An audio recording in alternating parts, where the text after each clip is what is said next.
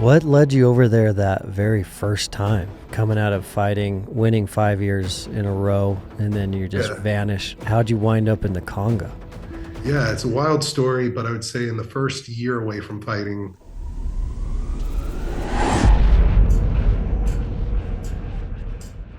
What is up, everyone? Welcome back to another episode of the MTNTOUGH Podcast. I'm your host, Dustin Diefenderfer, and I'm so glad that you are here. We absolutely love seeing you dive back into these episodes week after week, and it is our goal every single episode to bring you an inspiring guest that helps you add some tools to that mental fitness toolbox so that you can stay dangerous and live this abundant life. Two things. If you are new to this show, I want to make sure as a listener you are aware that you do get 6 weeks free of training on the MTNTOUGH app. That's all our physical training programs, mental, spiritual, nutritional. Just download it out of the App Store. But to take advantage of 6 weeks for free, make sure you go to mountaintough.com and enter the code MOUNTAINPOD, MTNPOD. That's gonna get you guys going on the app. Secondly, I still have a few slots left on my Brotherhood program called The Sword. If you are interested in that, just apply at thesword.life. Shifting gears now to today's guest. On the show today, we have the Albino Rhino. Justin Wren, known as the Albino Rhino, is an American humanitarian and former MMA fighter. He's an amazing human. This is an amazing conversation, so please stand by for Justin Wren.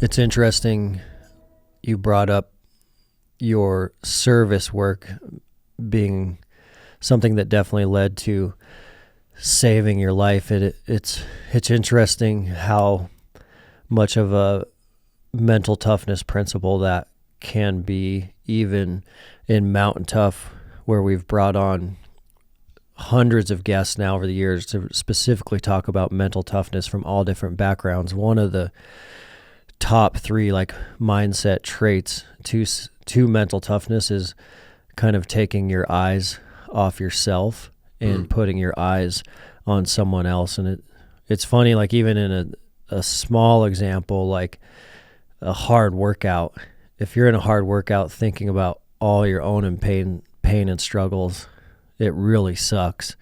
But if you're in that same hard workout and you think about the guys next to you and maybe how you can cheer them up, as soon as you start cheering them up, most of your pain goes away. You don't even notice it's there. So it's interesting how you did that at a macro level. It sounds like by switching your eyes kind of on other people, it potentially brought you out of that rock bottom. Yeah, totally. I mean, I would say purpose through service, discovering that didn't just make my life a little brighter or a little better. Purpose through service changed me, changed my mindset, but changed me at my core.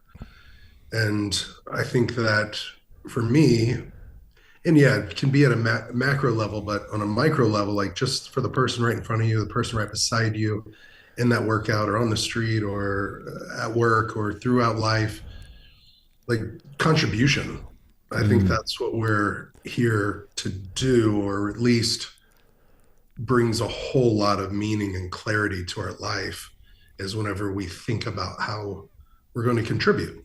How we're going to give back, or how we're going to give to this person, how we're going to make them smile, how we're going to help them during their tough time, help them see that they're not just surrounded by darkness, right? To remind them of where the bright spots are. Yeah. We contribute in those ways, little and big, just for the person right beside us, right in front of us. And if we can keep our head on a swivel, looking for how I can make an impact next, how whoever's listening to this can make an impact next, dude, life changes in a big way. And Yeah. I think if we start and stop, it gets harder, and then we think it's bigger than it really is. But if we just keep in motion and continually look to contribute, putting purpose through service, like basically in every step that we take. Yeah. You're talking about, what a lot of these people are getting ready for in their fitness journey. And I remember getting to the top of Kilimanjaro, and it was just one foot in front of the other, pulley, slowly, slowly. Just think about the next step, or focus on that, not the summit. Don't focus on the summit yet, right? Like Yeah. just one foot in front of another. And so if we just do that by putting one action, uh, compiling those, just action after action. For me, my guiding principle is a little bit of, how can I put love and compassion in action, and do that step by step, just stack that. And sometimes we need a reminder of, like, I don't know, through my athletic career, the best fighter wasn't the one with the strongest muscles, but the strongest reasons. And so if you can stack your reasons of why it's important, almost raising the bar of necessity to why this thing matters, whether this fight matters, this event matters, this person matters, this cause matters. I think when we stack the reasons and remind ourselves, oh, it's important because of this, it's important because of this reason, this reason, this reason. When you just compile that, then we can focus on it and not focus on the muck or the mud, the stuff that's surrounding it, that's hard and challenging.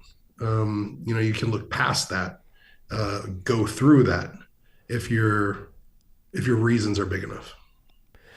Do you feel like, is it true that you almost did like a complete 180 in your life coming out of that fighting season? Because I just imagine, like, in the fighting season chapters of your life, it was type A, hard charging, really obsessed on that, which can be selfish at times when you're really focused on, like, your own physical fitness and preparedness, and then you kind of completely switched?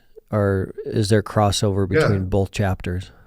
I would say the pendulum definitely swung, but it needed to, and to kind of balance the scales of life and karma, how I had been living.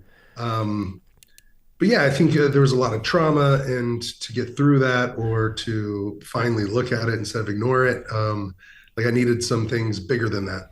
And so, yeah, I mean, I fought for basically 5 years professionally, and then took a 5-year hiatus on a bit of a winning streak. And I came back for 5 years. And so when I dipped out and kind of disappeared on everybody, I didn't know where the heck I went. And it was deep in the heart of the Congo Basin rainforest, with a hunter-gatherer people and indigenous people, the Pygmy people. And, they were basically half my size, or less than half, being 4'6", 4'7" on average for the men, and most of them being 100 pounds or less. Dang. And here I am, this 6'3", 265-pound heavyweight national champion wrestler, fighter. Crazy. And at first my nickname was the Vanilla Gorilla, the Albino Rhino. But then my name would become, Efeosa, Mabuti Mangbo, Batwa Yakabambi, and Olengama, which all means, well, there's a few different meanings, but the first one's the man that loves us, Efeosa, among the Efe Pygmy people. But among the Mabuti, it was Mabuti Mangbo, which means the big pygmy. And among the Batwas, Batwa Yakabambi, the Batwa Pygmy people, which means the big pygmy. So just kind of like the big one. And yeah, I would say leaving fighting for 5 full years, I thought it was going to be a year. And then at the end of the year, something big happened that was like, you know what, I need to do this for another year. And then at the end of that year, there was another moment that was just like, holy smokes, like this. My career was to fight against people, but my calling is to fight for people. And what am I going to do, career or calling? And not that either, both are good options. But whenever I chose to take another 3rd year off to basically go live there, stay there, really build a team, start drilling water wells, start acquiring land legally in their name of their tribe, I knew it was going to take a lot of effort and a lot of time, and the starting and stopping thing was going to lose momentum and lose progress, which literally means um, at the end of that third year, or into that second year, I held a young boy that died in my hands, Hmm. and he died of water-related illness, and Dang. just not having access to clean water, but also not having access to the medication, which the medication was $1 for the pills, Yeah. and it was $3 for the one-shot cure. Just couldn't access it. He couldn't access it, but also was a little bit, not a little bit, also denied it because of his tribe and discrimination. And they basically said, we won't waste medical professionals. A nurse said, we won't waste our medicine on a pygmy animal, and turned his mom away. Dang. So, there's scarcity mindset. Also, they have scarce medications and supplies, and they also didn't have money to pay for it. And so a lot of different factors there. But whenever I bought the shovel, and the shovel was $6, and whenever I bought the casket, and the casket was $30, and dug his grave, it was like, God, we got to be able to do something. And if I leave and don't come back for a year, like, how many other Andy Bows are there going to be? And, in the last 14, 15 years, there's been 5 of those kids that I personally knew that were under the age of 5 years old that passed away just because of dirty water and not having access. So, like, I knew at the end of that second year, like, another year was definitely warranted. And sacrificing a third year from fighting, I'm like, okay, my career's gone, right? But I would end up doing it for 5 full years, or taking that hiatus and not knowing I'd ever come back. That's a long time. What's that? It's a long time. It's a long layoff for a fighter. And especially some say in the prime and everything else. And so when I came back, then all of a sudden they want to do a book, and Rogan's like, come on the show. And things start happening where it's like, oh, if I could actually train, get in shape again and win, then I get an opportunity to grab the microphone and tell people why I disappeared and how they can help and support, and that they can join our cause, and they can donate $5 a month. And so I'd come back for about 5 years, and we'd get 10,000 plus donors from all 50 states and more than 60 countries, and create a little bit of a movement of really being able to, I would say, make real impact and lasting, sustainable change. Wow. Yeah. For more than a century, America's sportsmen and women have led the way in paying for the restoration of wildlife, conserving habitat, and investing in the future of our natural world. This is a legacy built not on what we take ourselves, but on what we give back. That's the nature of conservation, paying it forward for the next generation. This is the reason Mountain Tough is a proud partner of Wild Sheep Foundation, an organization committed to keeping and putting wild sheep on the mountain. If you're not already a member, learn more today at wildsheepfoundation.org.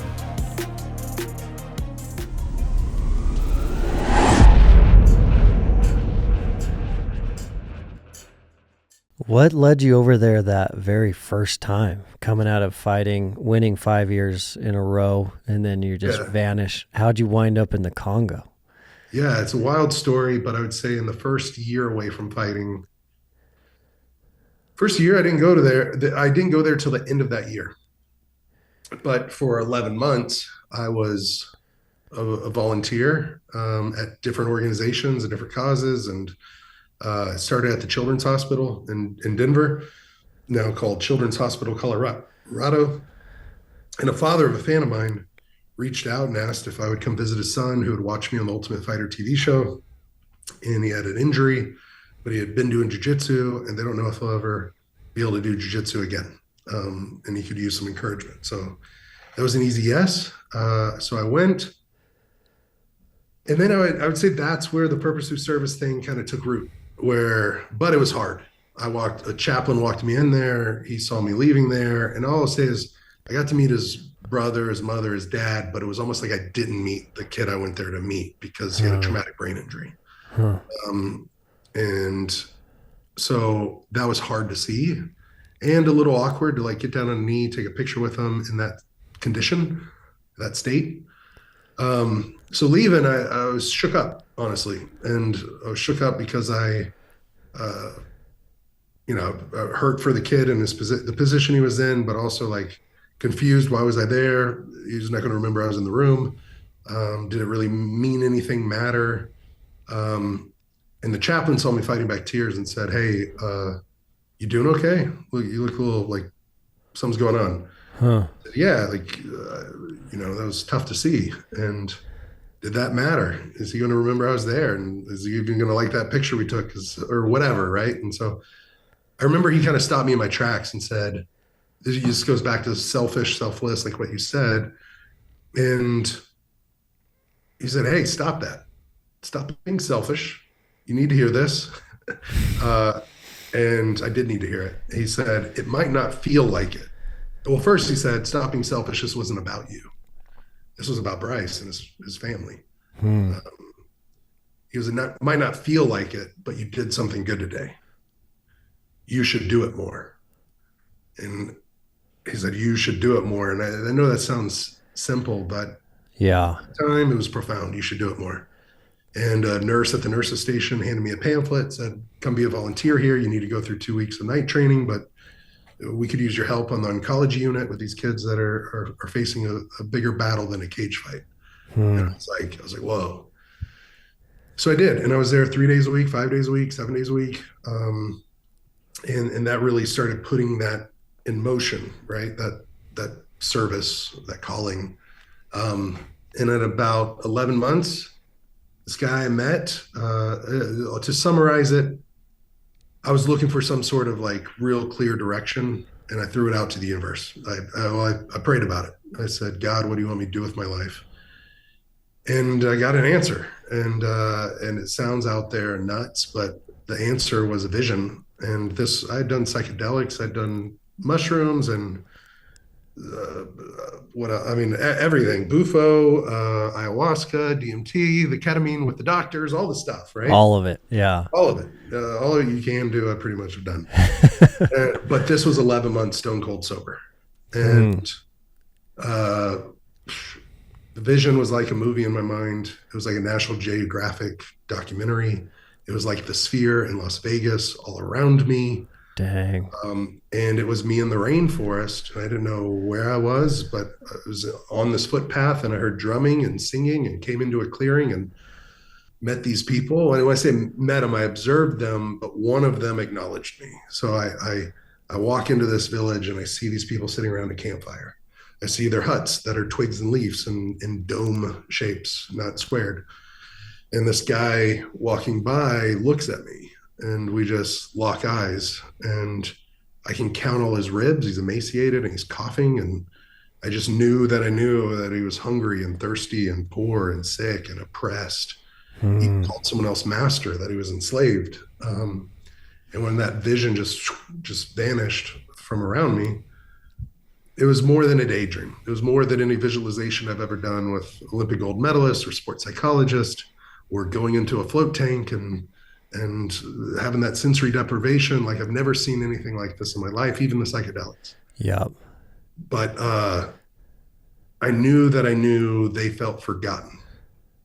And eventually it'd be where the name Fight for the Forgotten of the 501c3 came from, because basically I don't know what to do with that. I think if I tell anyone, they're going to commit me to like an institution. You had some out about, you have voices talking to you or whatever. Yeah. But I get invited to meet this guy. He was going to share some of his story. He was this keynote speaker guy. And so I went, and the group I'd been volunteering with invited me to this talk 3 days later. I'd written the vision all the way down, every single thing I could remember, but at the top of it: forgotten, underlined, hungry, thirsty, poor, sick, oppressed, enslaved. Hmm. And I journaled.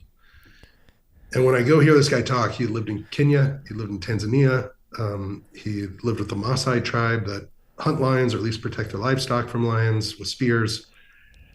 And then he lived or visited and stayed with a tribe in Vanuatu that invented bungee jumping. They basically create these huge platforms that are 100 feet off the ground, tie vines around their ankles, and dive off. And they call it land diving, not bungee jumping. So, anyways, I'm like, if there's one dude in this world, I can maybe tell it's him. And so I do. And when he cracked a smile, right at first I got insecure. Okay, this guy thinks I'm nuts. But his first words were, "I know who they are." And I said, Dang. "What?" He said, "They're the Pygmy People." And I said, "Who?" And he goes, "The Mabuti, the Efe, the Batwa. They span across 8 or 9 African nations." And I'm basically like, "Who? Where? How do you know this?" And he goes, Yeah. "Going in 3 weeks. Looks like you're coming with me." And Dude, that is awesome. dude, yeah. So he took me, and I don't think he's never been back, but he brought me there. And in the first 2 weeks, I mean, I was just so overwhelmed with real human suffering. And if I even back up, I was overwhelmed that the vision was true. We land on a dirt runway, we drive for 4 to 6 hours, we stay in a little hut, we get up and we ride through motorcycles in the rainforest. I don't know where we are, why we're there, anything. And then we get on these dugout canoes while we're going across this river, big, powerful river. There's some hippos down the way, some crocodiles. I'm like, what are we? Why are Man. we in a wooden dugout canoe and we don't have a motor, right? We get across, we hike for 30, 45 minutes, and then we hear drumming. And we're clearing these vines and thickets out of the way. It's like a National Geographic documentary. And then we keep walking, we hear singing, and we keep walking, we come into a clearing, and to the right, there's people sitting around a fire. The village is set up in a circle, but all of the huts are in domes, and they're covered with leaves. And I look to the left, first guy that sees me, that I see him, you can count all his ribs. He's coughing. Dude, that's crazy. And I'm taking to my knees because I was literally The too vision. knees to stand. It was deja vu times 1,000.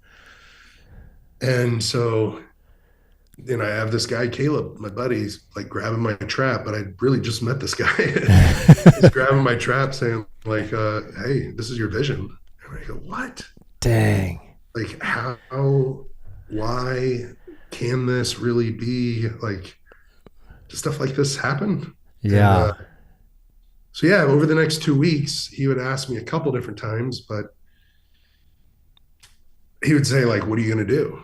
I said, "What do you mean? What am I going to do? I'm a 23-year-old UFC or MMA fighter. Like, what are you talking about? What am I going to do?"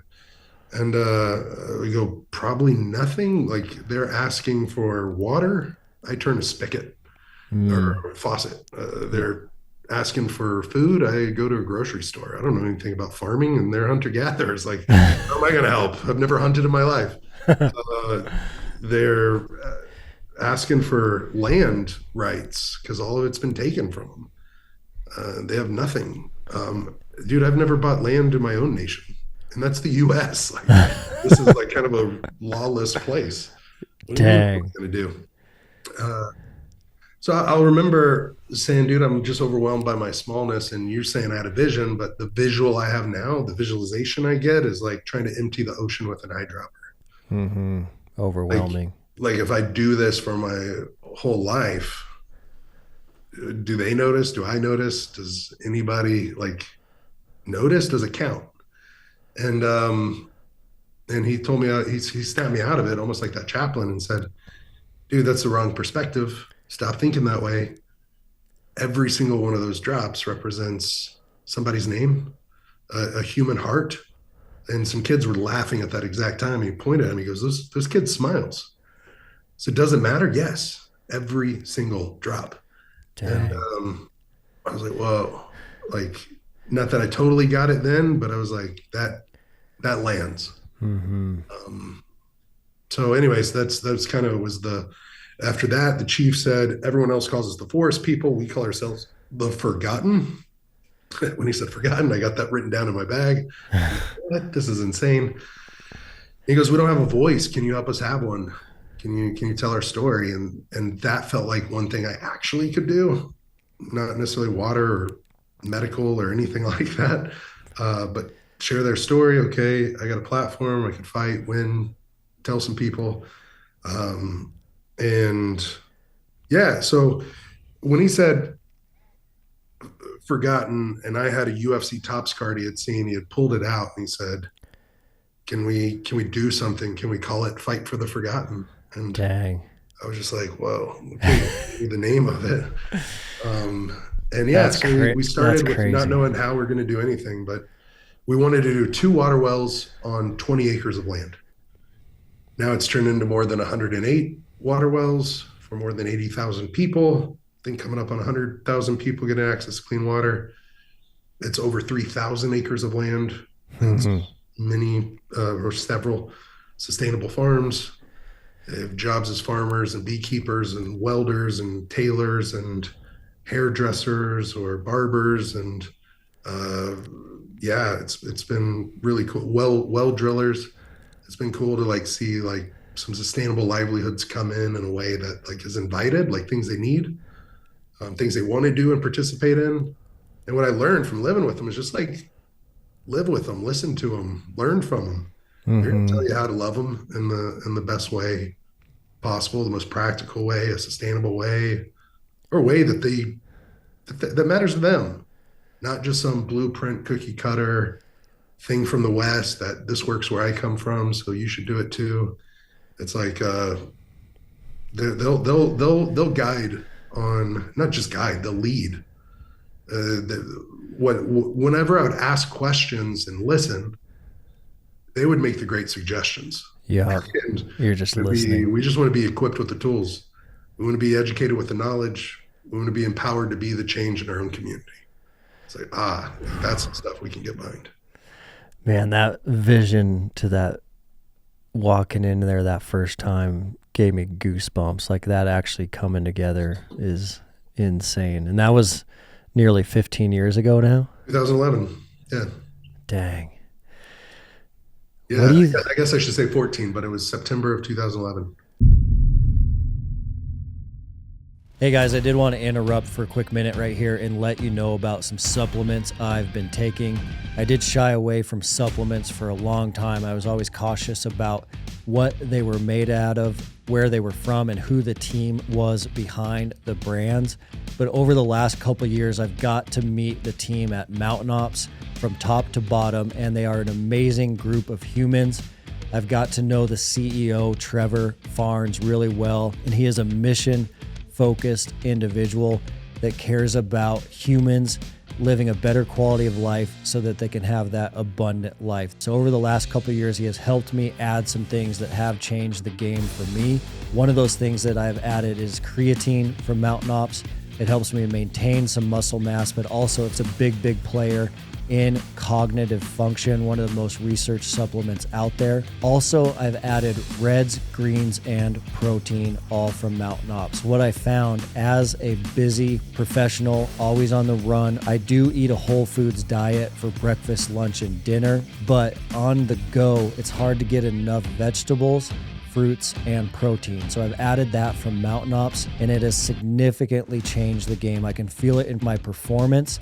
I haven't got sick for a long time, and I can certainly feel it in my mental clarity as well. The last thing I've added is the Mountain Tough Hydrate product for the backcountry, for hunting season. When I'm in the hills, I do run short on those electrolytes. We even have a Mountain Tough flavor, the Mountain Tough Lemon Lime Hydrate, and that is a game changer for hydration in the backcountry. So I keep it really simple. That is all I've added to my protocol, and it has certainly helped me, and I certainly believe in the team and the culture behind Mountain Ops. They have started an initiative that's been around for a while called Conquer Hunger. Conquer Hunger is giving meals to hungry kids that aren't getting enough food, and they've given out over 6 million meals plus to kids through their Conquer Hunger initiative. So every order that happens at Mountain Ops, a percentage of that order goes to Conquer Hunger. So certainly an incredible company, an incredible culture. As a listener to the show, you do get an exclusive offer to Mountain Ops, so make sure you check that out. The offer is incredible as a first-time purchase at mountainops.com. So build your order if it's your first time. They are offering you a 20% exclusive discount. All you need to do is enter the promo code MountainTough, all one word, all caps, for 20% off your first order at mountainops.com.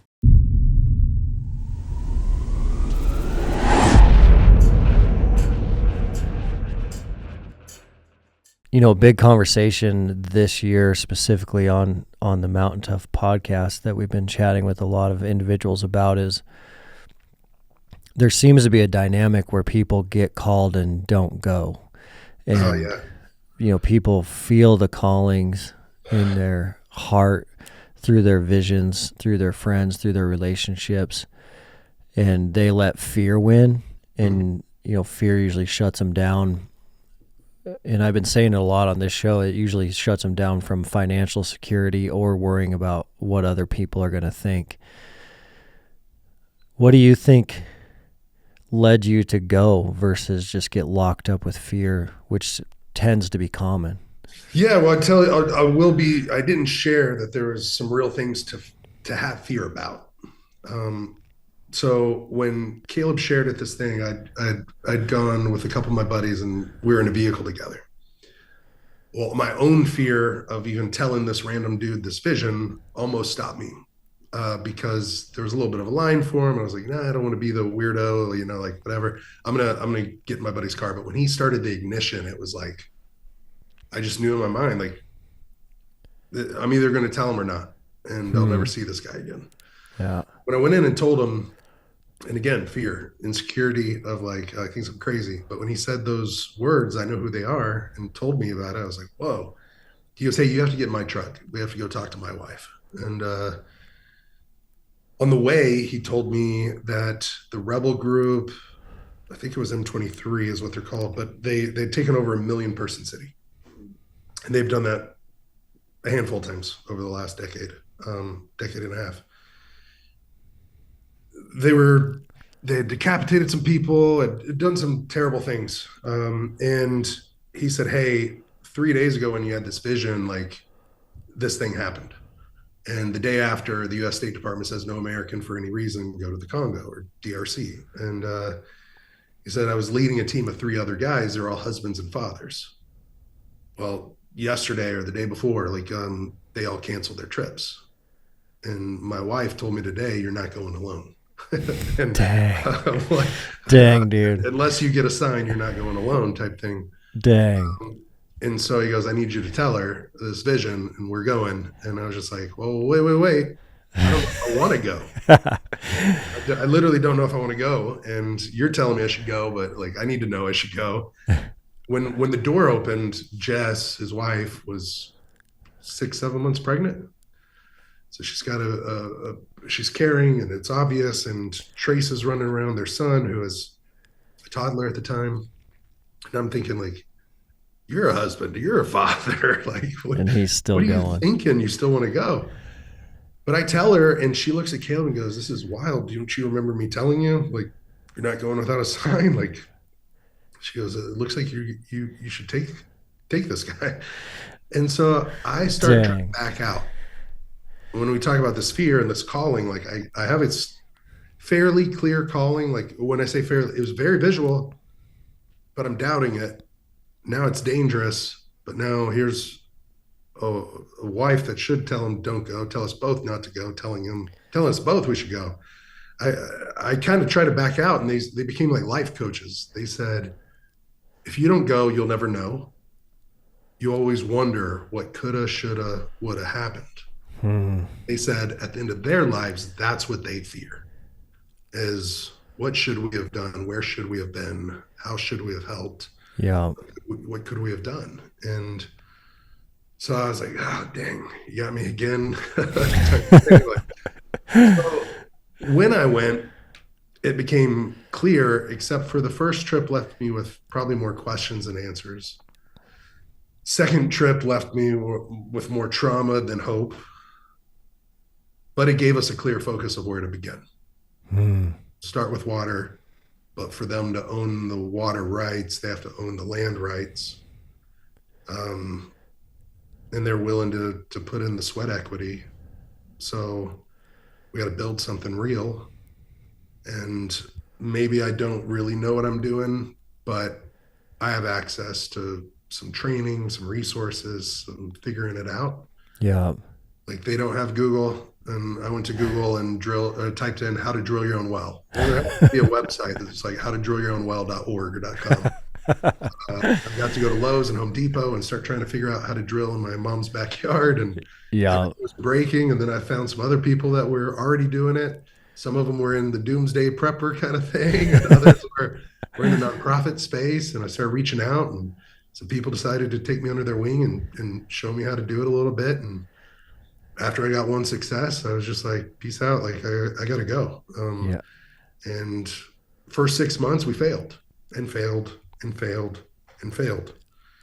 And I'm in another country where people are questioning what I'm doing there, and government agencies and rebel groups literally thinking I'm there to drill for gold and diamonds and coltan and lithium. And because I got these augers that are like digging in the earth, and I got this survey equipment that looks like I'm trying to test for gold, and actually it's like survey equipment to see what the geology is underneath the ground, to see where the water table is.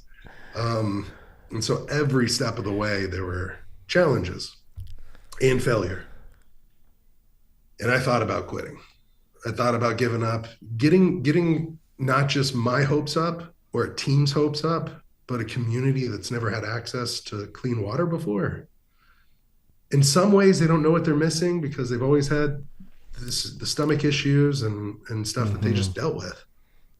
But in other ways, like they know they get better, and maybe their children would be healthier and live longer. And so the disappointment in their faces whenever a well would collapse and we'd say we can't do it, or this can't get through this zone of sandstone, it's just eating up our tools and things are breaking. It was like, fudge. Like, what do I do now? And then I got malaria and I lost 33 pounds in 5 days. I was vomiting red and green, blood and bile. And so I was almost at the end of my ropes thinking like, tuck my tail, go back to the US, hire some people that have really done it before. And then this kind of godsend of a mentor of mine had an idea. He's like, I've heard of this guy. I'm friends with his friends. He does the same exact process, but it's in Uganda, not in Congo. I'll call him, see if he'll talk to you and give you some advice of how to get through this or how to get through that.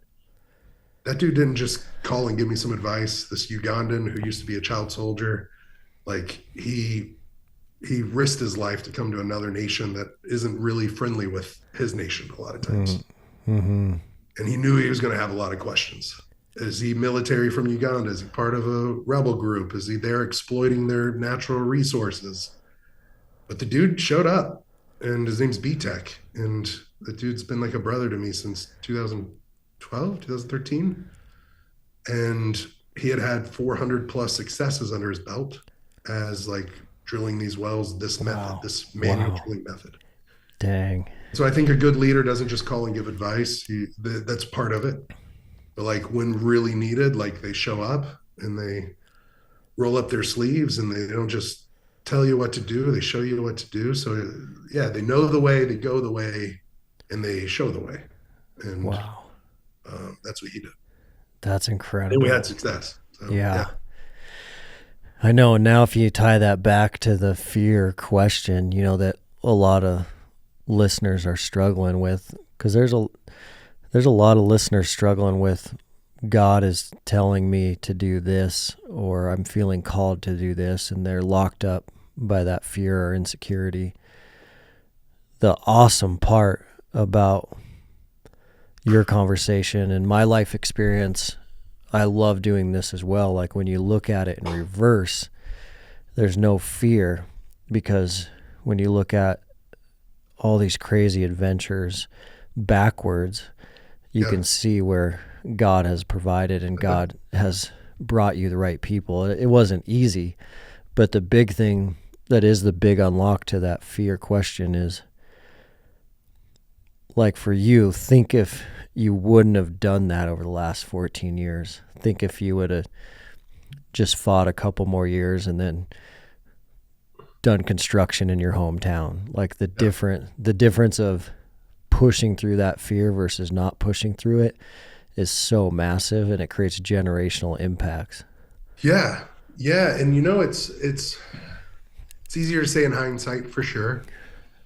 But I would say I would have missed out on so many things.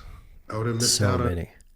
being the best man or part of the wedding party in 2 African weddings, right? I would have been missed out on getting ready to open a hospital October 15th in a place where the nearest health center is over 3 hours away. Dang. And, has that been a challenge? Yes. One of the biggest challenges, because we had to create 13 kilometers of road where it's never existed before. It was only footpaths, and it's around the rainforest and up a mountain. I mean, a real mountain. They're called the Rwenzori Mountains. They're like the Rockies of Africa. Jeez. Except for it's not as cold. There is one equatorial glacier. The only glacier in the world on the equator is there, right? And so how do you build a road in the mountains in Africa with very limited resources? Yeah. Limited funding, limited equipment, no limited manpower, that's for sure. People are ready and willing to work. But I guess, I don't know, man, I was doing fighting professionally, that was good. That was cool. But for me, it wasn't great. It wasn't greatness. And it is in its own way, for sure. It is. And you know what? There was some real fear about what am I giving up? This is prime time. There's a limited window on this. I know I could have done more. Those are going to be some unresolved questions for maybe the rest of my life. But honestly, would I change it? Would I trade it? No, it wasn't a trade-off. It wasn't. It was a trade-up. I traded up because I got purpose and I didn't have purpose. And I did, but it was just for me. And there's a difference in having purpose for just yourself and a purpose through service. Because I don't know, man, that's something, that's the hill I'll die on. Is okay, cool. Go crush it in life. But make sure you don't forget about crushing it for the people around you, or crushing it for that cause you really believe in, or crushing it for these people who don't have access to what you've had access for. And you can provide that access that literally changes their lives. And there's no feeling in the world like that. I got my hand raised 15 times in professional fighting. 15-2 was my record.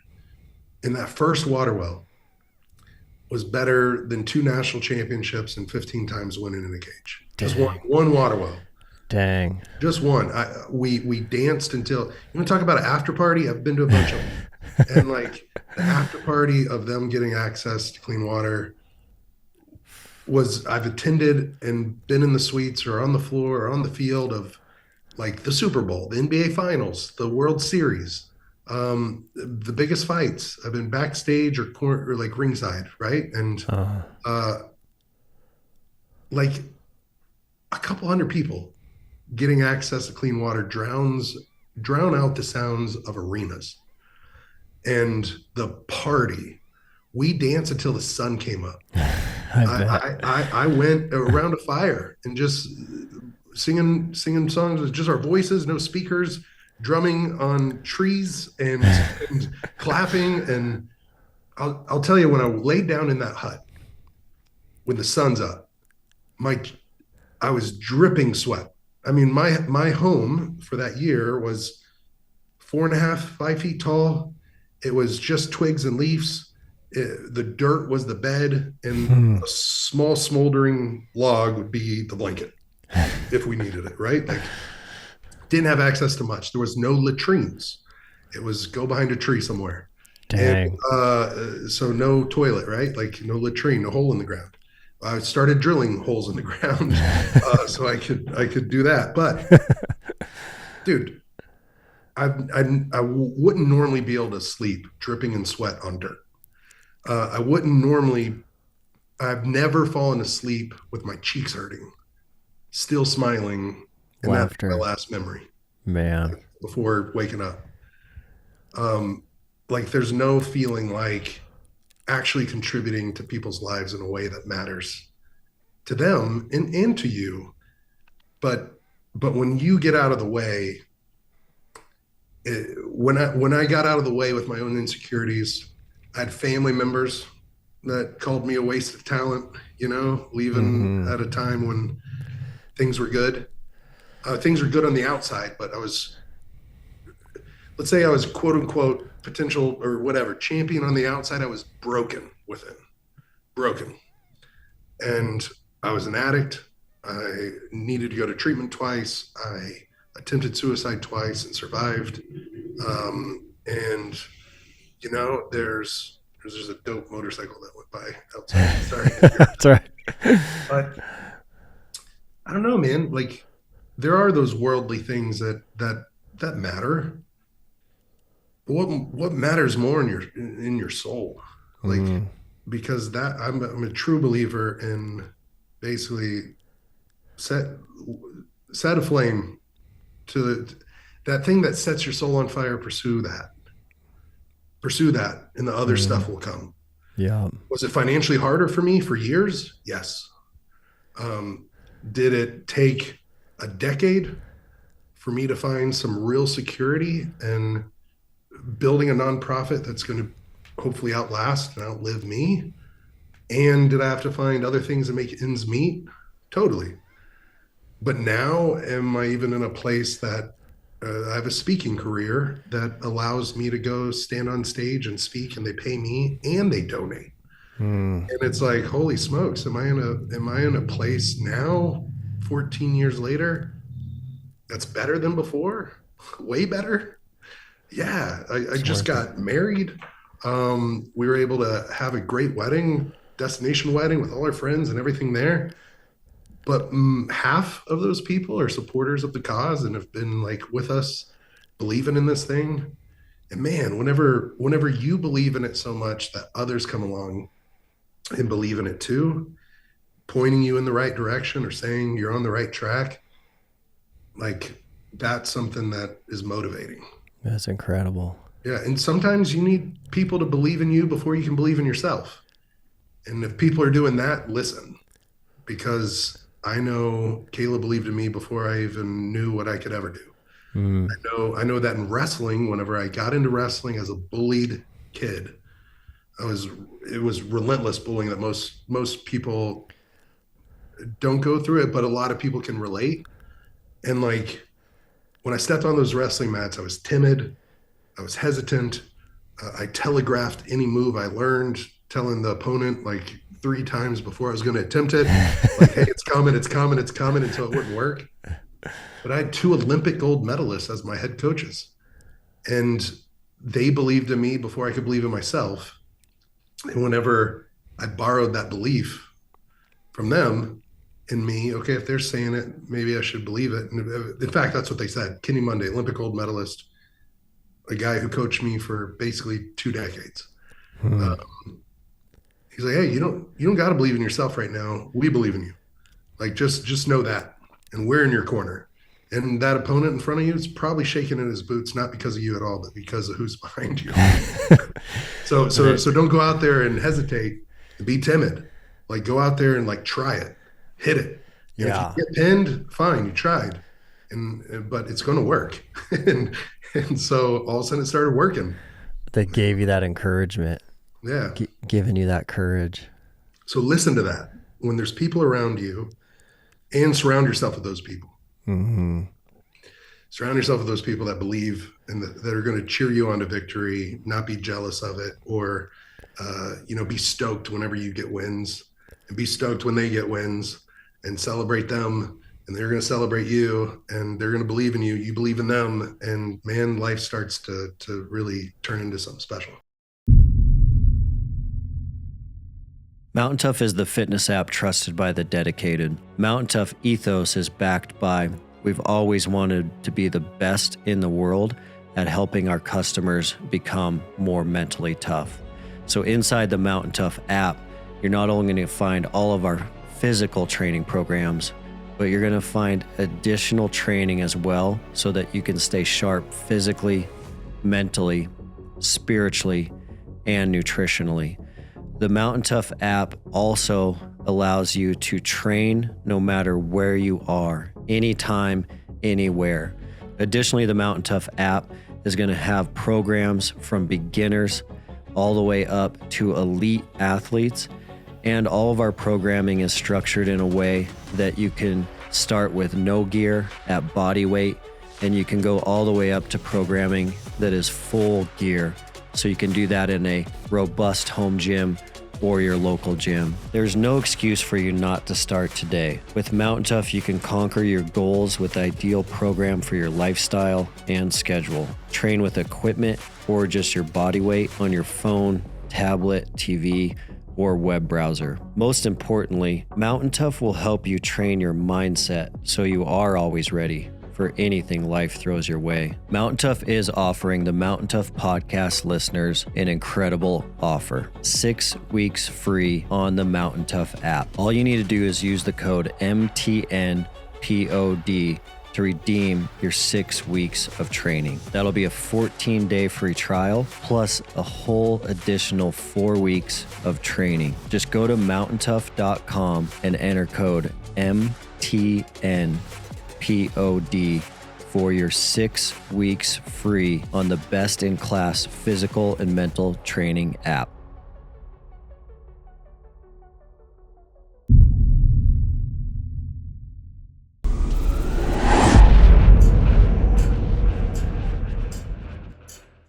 It's really interesting. I mean, with the hundreds of guests that have come on this show where we're diving into this topic of mindset, I was just sitting here thinking about it, that it is very, very common from my experience in these interviews and my own personal life that God will help you build a platform, and then at a certain point he gives you the opportunity to leverage that platform for a massive impact for true greatness, for the greater good. The amount of times like I've seen that theme is pretty remarkable, where you have this big buildup of a career through your talent, skills, and work ethic. And then there's like a point where he's like, now I want you to leverage this for the greater good of mankind. And everyone kind of gets to sit there in that opportunity window and decide, am I going to do that? Or am I going to kind of continue living in this good life, but kind of a selfish life? But the people that do take that leap of faith and kind of push through that fear, it's really remarkable how many lives they can touch. Yeah, man, I see it around me too. And the people that say yes, like there's something special that happens. But there's two sides of that coin, right? Because I think the opportunities will keep coming. And the confirmation will keep coming. They probably eventually fade out, right? But or the universe responds to you saying yes and responds to you saying no. And so don't say no too much. But the thing is, I can look at it in two different ways. First, if I didn't let Caleb almost drag me there, kicking and screaming, or doubting at least, he asked me, he said, what would have happened if we came next year? Because that's what I said. So let's postpone it until like things calm down a bit. And, we're not going in there with protection, you know? And he said, what if we would have came next year? I go, I don't know. What are you trying to say? And he said, well, when we walked in, would there have been drumming, and would there have been singing, and would they have been off to the right, but the first guy to the left, and would have been the same person with the ribs exposed, not exposed, but like the emaciated and sick, and like would have been the same guy. Because for me, it wasn't kind of like the guy; it was the guy. And would it have been to a T what I wrote down, or would it have been different? Would it have been halfway? Would it have been 3/4 of the way? Would it have been 10%? And it been real familiar, you know? But would you have had the absolute confirmation that sounds too crazy to say, and my vision happened? And or would I have said, yeah, I saw something similar to this. And would that have gotten me through malaria or this, or, you know, what was to come? Yeah. So I needed to say yes, and I needed to be dragged there, and I needed to believe in this dude that believed I was supposed to come. But then on the same token, like or flip side of the coin, I said no to public speaking or keynote speaking for a long time. I would say, no, I'm a fighter, not a speaker. I don't have the ability to do that. I grew up with a speech therapist from kindergarten to sixth grade. I had a stutter, a speech impediment. One of the reasons I was bullied was the way that I talked. It took a lot of work, but I don't, you know, public speaking is my number one fear. It is easier for me to get in a cage than to stand on stage. A lot easier. And turn on some walkout music. I'll get in there now. Yeah. But the opportunity kept presenting. And then I got to cut my teeth in a place that was pretty low risk, but also intimidating. It was correctional facilities, and it was over 100 of them. And it was Folsom, San Quentin. It was Texas Death Row. It was juvenile detention centers. It was women's units. But, you know, like they weren't paying very much at all. Like it was like mostly volunteer or $200. And, you know, we're grateful you came.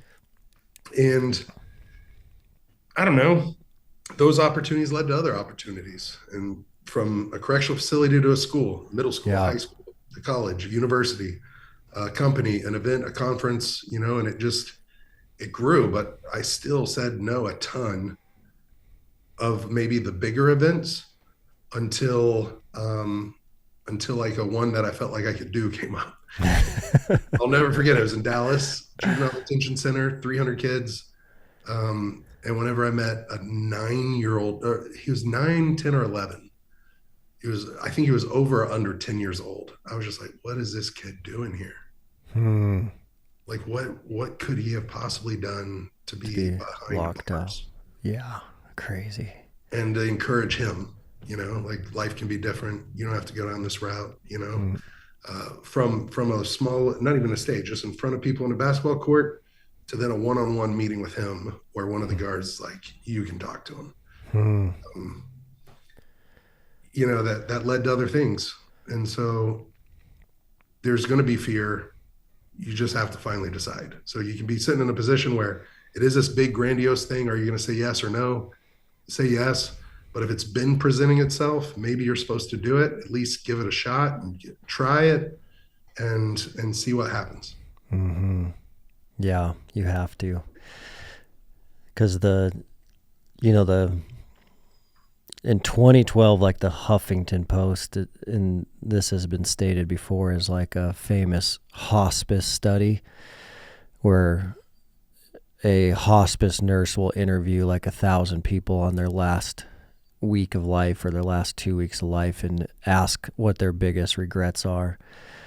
And their biggest regret, number one in all of those studies, and that recent one also from 2012, the number one statistically across the board as people are dying is going to be, I wish I would have lived the life I knew I was supposed to live. I wish I would have not lived the life others thought or wanted me to live.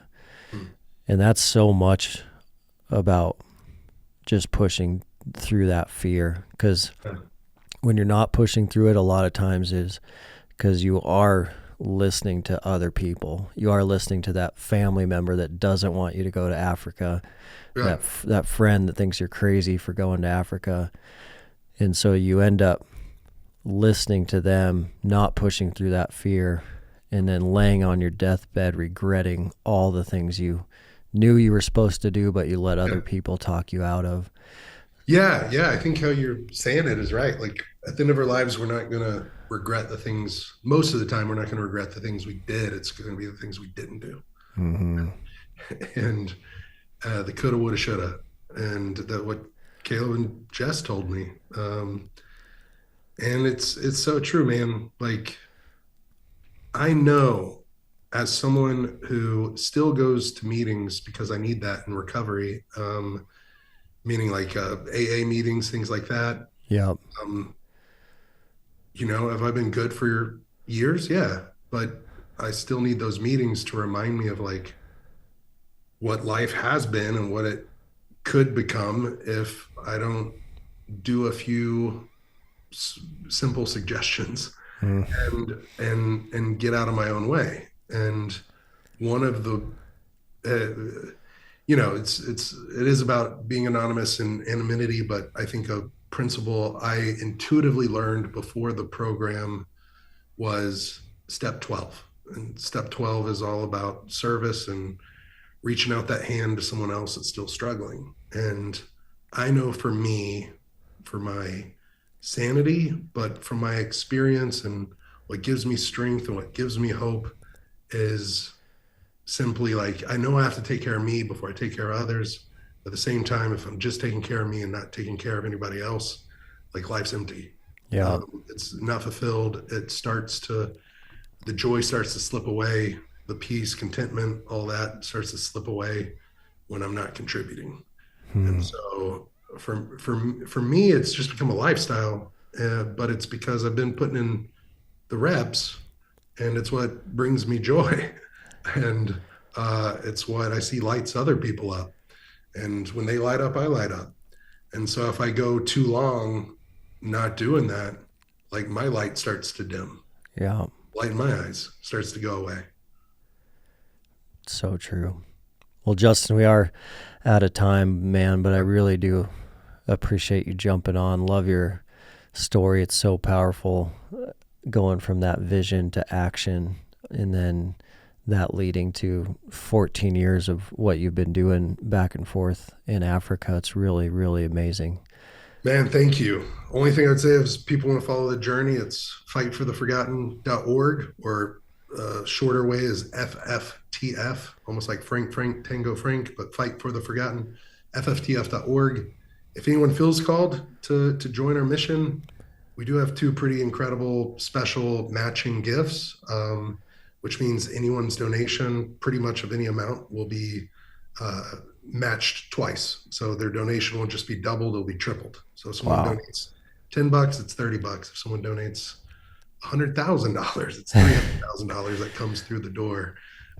So we would love people to join us in monthly giving or given once, and it'll be tripled. So we'll make that matter. It'll go to opening this hospital.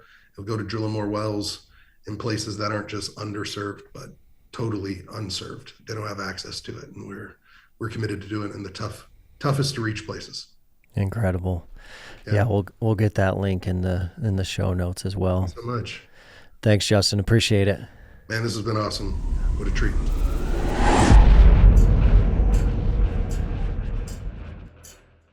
What a great conversation with Justin. Remember, every single episode on the Mountain Tough Podcast, we are looking for that golden nugget. What can we take away from these episodes and apply to our life right away? That practical approach to mental toughness so it sticks. The big thing for me with this one is Justin did talk about if he would have been stopped by fear and not made the life changes and the trajectory changes that he made, none of this great decades of experience would have happened. And we talk about that a lot on this show. A good way to view God's faithfulness in our lives is to look backwards in reverse. And he's always been there for us. He's always provided. But the other beneficial thing about looking backwards is think about if you would have not done the things that you decided to do. So for me, if I would have stayed in corporate America and never started Mountain Tough, all of these amazing things that Mountain Tough has led to would have never happened. So that helps me get through those moments of fear. That's what Justin was talking about there. So think about that in your lives. Love you guys, and we will see you on the next episode.